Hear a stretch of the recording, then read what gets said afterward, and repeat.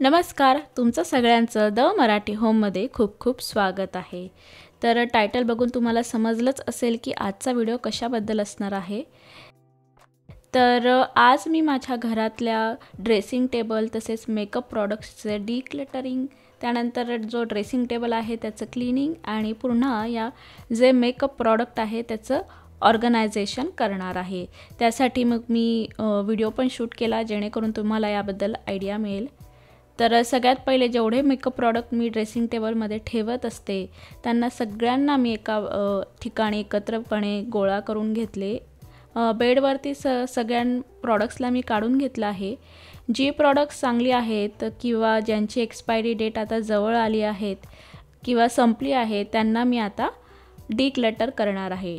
Declutter केल्याने काय होतं की जे जुने प्रॉडक्ट असतील, एक्सपायर्ड झालेले प्रॉडक्ट असतील ते ठेवून वापरण्यापेक्षा तुम्ही ते कचऱ्यात द्या आणि जे त्यामुळे जी नवीन जागा तयार होते त्या ठिकाणी जर समजा तुम्ही नवीन प्रॉडक्ट्स घेतले तर तुमच्या ड्रेसिंग टेबल असो किंवा कुठचीही कपाट असो किंवा कुठचीही वस्तू असो ते ठेवण्यासाठी जागा ही पुरेशी मिळत असते।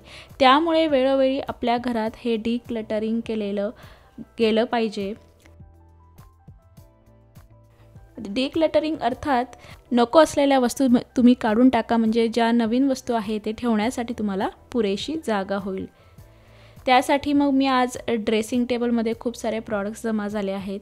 बरेच दिवस झाले याकडे मी लक्ष दिलं नाही, त्यामुळे बरेच प्रॉडक्ट हे एक्सपायर्ड देखील झाले आहेत आणि शिवाय मला आता आयडिया देखील मिळणार आहे की कुठचे प्रॉडक्ट एक्सपायर्ड झाले आहेत, मला कुठचे नवीन घ्यावे लागतील। त्याचप्रमाणे टिकली यांचं देखील कलेक्शन बरेच काही आहे।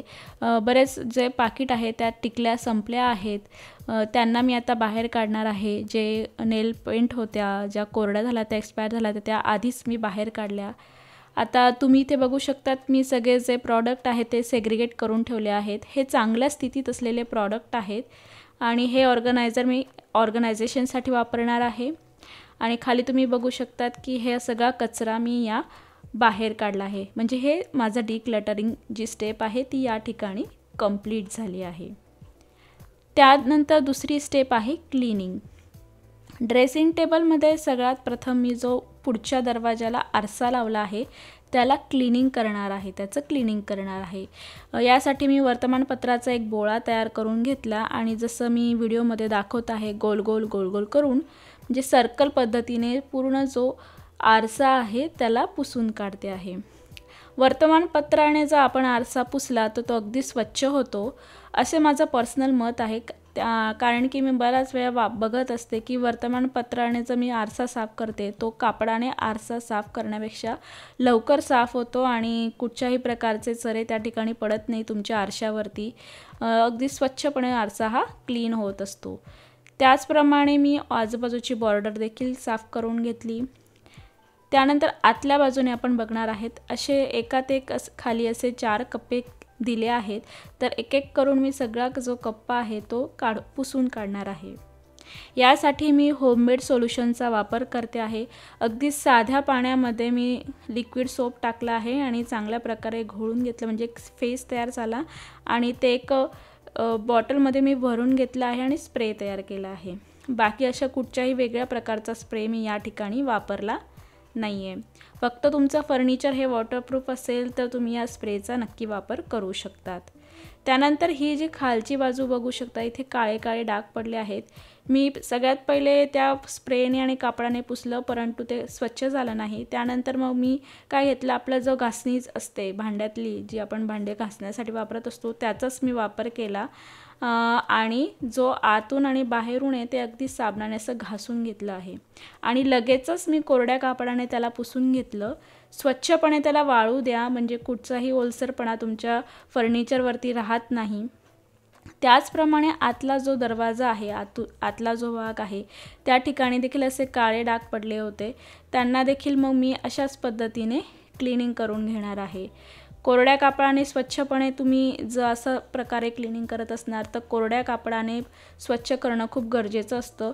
कुठच्याही प्रकारचा ओलसरपणा त्या ठिकाणी राहू देऊ नका, नाहीतर तुमचं जे फर्निचर असतं ते लवकर खराब होऊ शकतं। तर या ठिकाणी हा जो आतला भाग आहे ड्रेसिंग टेबलचा हा पूर्णतः स्वच्छ झालेला आहे। आता मी हे जे ऑर्गनायझर आहेत त्यांना क्लिनिंग करणार आहे. हे ऑर्गनायझर मी मेकअप प्रॉडक्ट ठेवण्यासाठी वापरत असते. वेगवेगळ्या प्रकारचे ऑर्गनायझर आहेत. जर तुम्हाला हे ऑर्गनायझर हवे असतील तर त्याची जी लिंक आहे ते मी डिस्क्रिप्शन बॉक्समध्ये दिलेली आहे. तुम्ही तिथे जाऊन चेक करा. वेगवेगळ्या आकारांचे आणि जसे आपल्याला मेकअप प्रॉडक्ट आहे ते ठेवण्यासाठी अशा ऑर्गनायझर अगदी सोयीस्कर असतात. कुठचेही मेकअप प्रॉडक्ट खाली पडत नाही आणि फुटत नाही. शिवाय व्यवस्थित ऑर्गनाइज देखील राहत असतात. आता सगळ्यात शेवटची स्टेप म्हणजे ऑर्गनायझेशन. तर याच ठिकाणी मी सगळे ऑर्गनायझर हे मला जसे हवे आहेत तसे त्या खात्यांमध्ये लावून घेतले आहेत, जेणेकरून मला आता मेकअप प्रॉडक्ट ठेवणे खूप सोयीस्कर होईल. वरचा जो सेक्शन आहे त्या ठिकाणी एक ट्रे ठेवला आहे. त्यामध्ये माझ्या सोयीनुसार मी जे प्रॉडक्ट लागत असते त्यांना ठेवते आहे.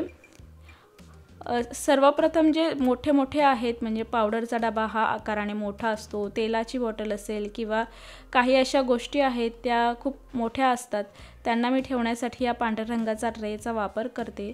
त्यानंतर हे ॲक्रेलिक मेकअप ऑर्गनायझर आहे. हे स्पेशली तुम्हाला मेकअप प्रॉडक्ट्स ठेवण्यासाठी तुमचा वापर करू शकतात. या ठिकाणी तुम्ही व्हिडिओमध्ये बघू शकतात की एवढ्या छोट्याशा ऑर्गनायझरमध्ये मी बरेच माझे रोजचे लागणारे मेकअप प्रॉडक्ट्स ठेवले आहेत. मग त्या ठिकाणी प्रायमर असेल किंवा फाउंडेशन असेल, कन्सिलर, लिपस्टिक आहेत, काही मेकअप प्रॉडक्ट्स आहेत, त्यांना मी अगदी कमी जागेत जास्त प्रॉडक्ट सहजपणे या ऑर्गनायझरमुळे ठेवू शकली आहेत.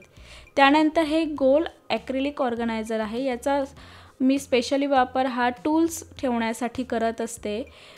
तसेच जे लिप लायनर पेन्सिल असेल, काजळ पेन्सिल असेल, त्यांचा देखील ठेवण्यासाठी याच ऑर्गनायझरचा वापर करत असते.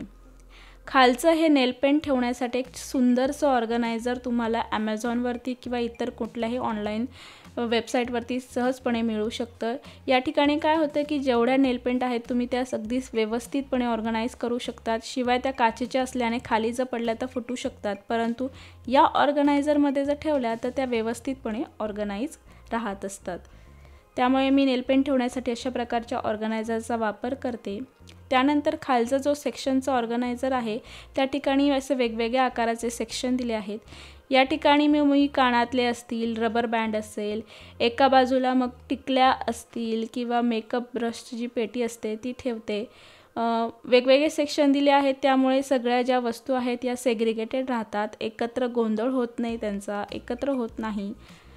त्यानंतर खालचा जो ट्रे आहे त्या ठिकाणी मी सगळ्या माझ्या ज्या वापरण्यात येणाऱ्या मनगटी घड्याळी आहेत त्यांचा ते ठेवण्यासाठी वापर करत असते. तर अशा प्रकारे जी आतली बाजू आहे ती मी ऑर्गनाईज करून घेतली. त्यानंतर जो कोपऱ्यावरचे असे छोटे छोटे सेक्शन दिले आहेत त्यांना अगदी घरगुती जे हा जो दिसतो आहे तो छोटा ट्रे तो अगदी आईस्क्रीमचा डब्याचा ट्रे आहे. त्या ठिकाणी मी पावडर असेल की जेव्हा आपल्याला अगदी पटकन लागतं, सारखं दरवाजा आपल्याला उघडावा लागणार नाही, पटकन मिळावं यासाठी ठेवलं आहेत. या गोल ऑर्गनायझरसाठी मध्ये मी कंगवा वगैरे, कात्री अशा गोष्टी ठेवते. तर या ठिकाणी तुम्ही बघू शकता की संपूर्णपणे माझा जो ड्रेसिंग टेबल आहे हा क्लीन देखील झाला आहे आणि ऑर्गनाइज देखील झाला आहे. तर मैत्रिणींनो, तुम्हाला असेच माझ्या चॅनलवरती नवनवीन व्हिडिओज बघायचे असतील तर चॅनलला नक्की सबस्क्राईब करा. पुन्हा भेटूया एका नवीन व्हिडिओसोबत. तोपर्यंत धन्यवाद.